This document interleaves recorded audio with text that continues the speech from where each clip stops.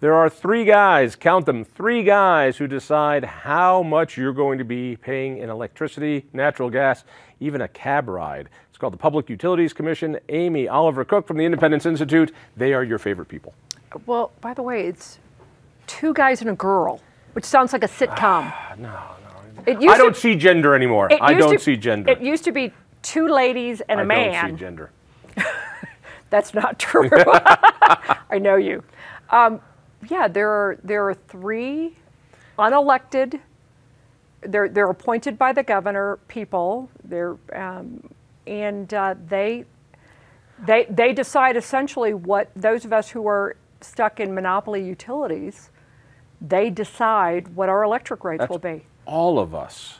Now, so when a lot of us, when a utility, Xcel Energy, wants a price increase, they go down to the PUC, go to these three people and say, can I? And they go, okay, but it's not quite that simple. Often Xcel will say, I've got a great idea. We're going to close this plant and we're going to open up this other new plant. So we get to take all that capital cost plus a profit on that and charge it to our users, and we're going to charge them more for the product as well. Is that okay? And almost all the time, the answer is yeah. Sure. It's great. They're only consumers. They talk about jobs. Well, we're not even consumers. We're captive ratepayers. We have no choice. But on the most recent case that you were alluding to is the Colorado Energy Plan.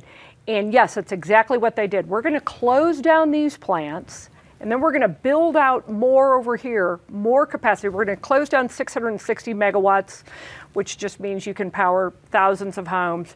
And then we're going to open up, we're going to build more, and then we're going to get a rate of return. Oh yeah, and by the way, we're going to save all of our customers some money. All those captive ratepayers, we're going to save them money.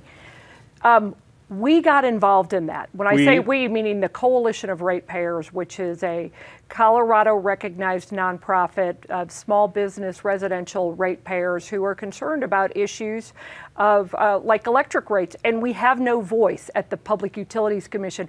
And I mean that very seriously, in the literal way.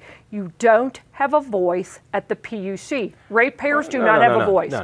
Let me say, first of all, what Xcel tries to do is say, we're going to get our customers to pay, our captives to pay for the new place. Oh, by the way, they're still going to be paying off the old place too, so I get a double dip, and then charge them more for the product. But as a customer of this monopoly, I have no other choice.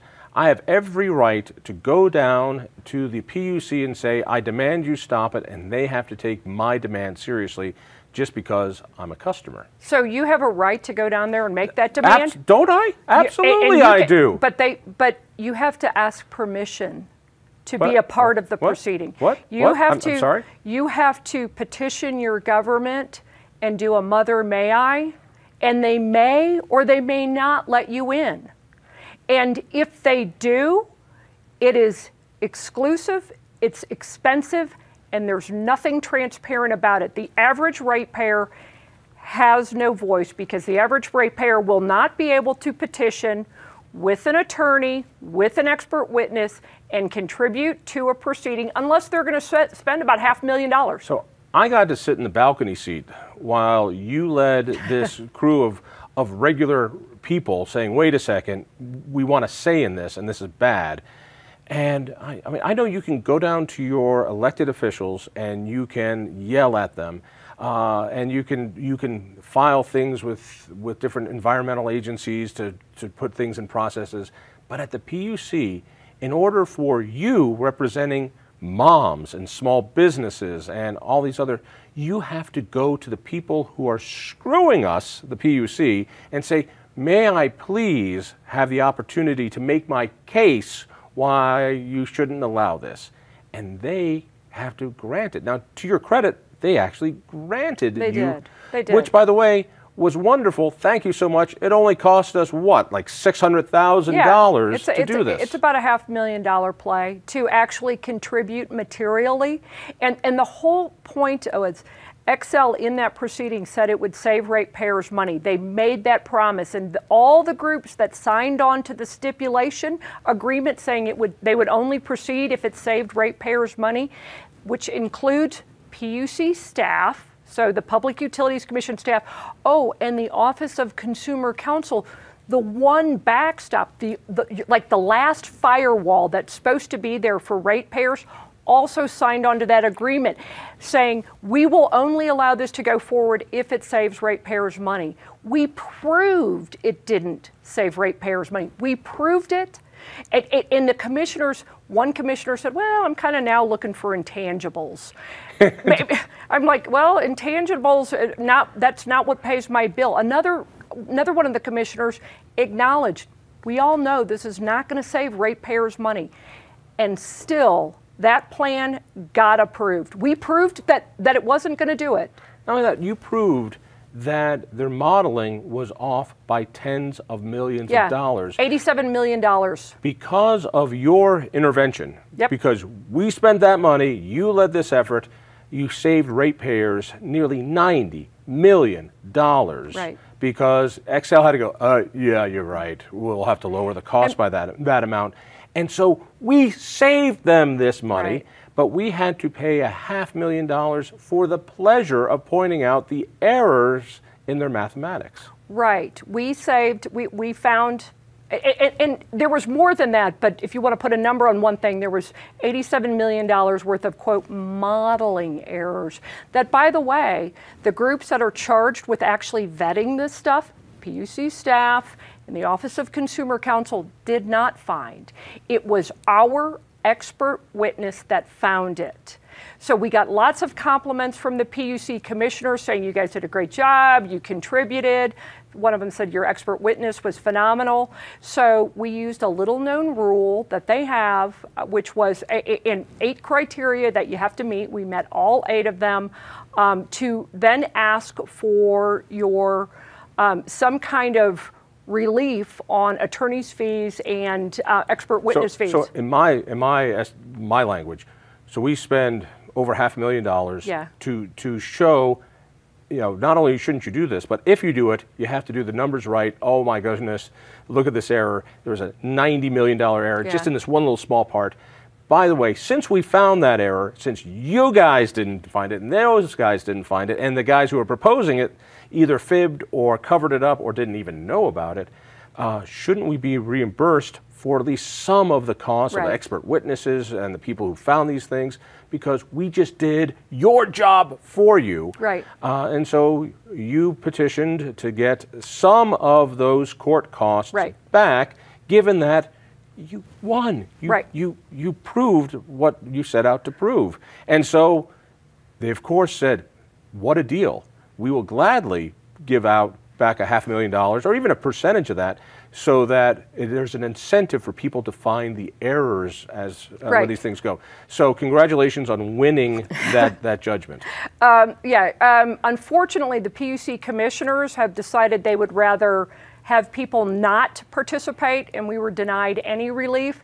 It will have an That's English for you got bupkis. Yes. You put all the money in, you proved it right, you saved ratepayers $90 million, even on one little thing, and I won't get into all the other stuff that you saved them, and you got bupkis for it. So anybody who wants to do good government work here, you better be wealthy, and you better not expect to make any of your money back. It will have a chilling effect. How do you mean?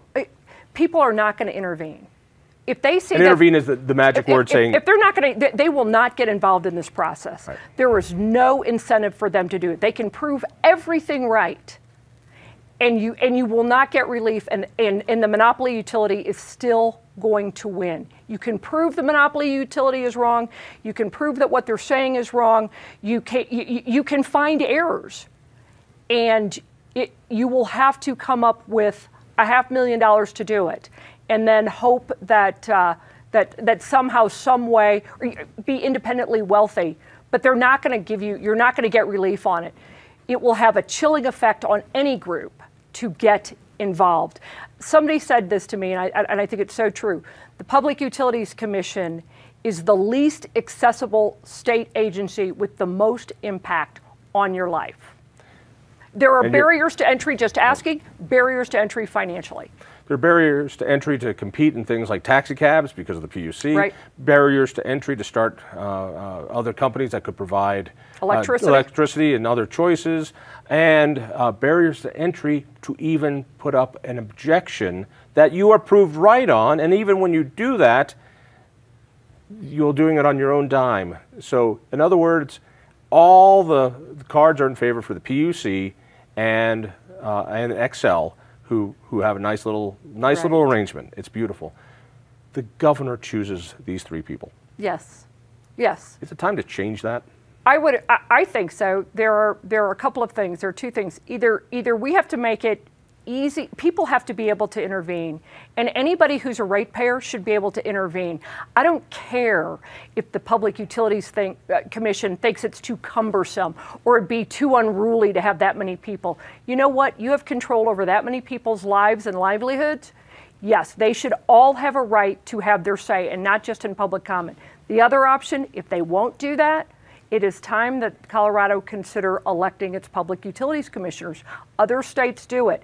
Really? The argument you hear against it is that it would politicize the process. And I'm like, oh, please. Having been inside that, it is the exclusive playground of special interests and corporate attorneys and bureaucrats, and they want to keep it that way. The last thing they want are the great unwashed masses of ratepayers coming in and actually getting involved. So the Taxpayer Bill of Rights specifically writes in there that any citizen has the right to sue the government if this act is not followed. In other words, if they raise taxes without asking permission, any citizen can say, has grounds to do this. When it comes to your utilities, your power, I have no choice but to go through Xcel.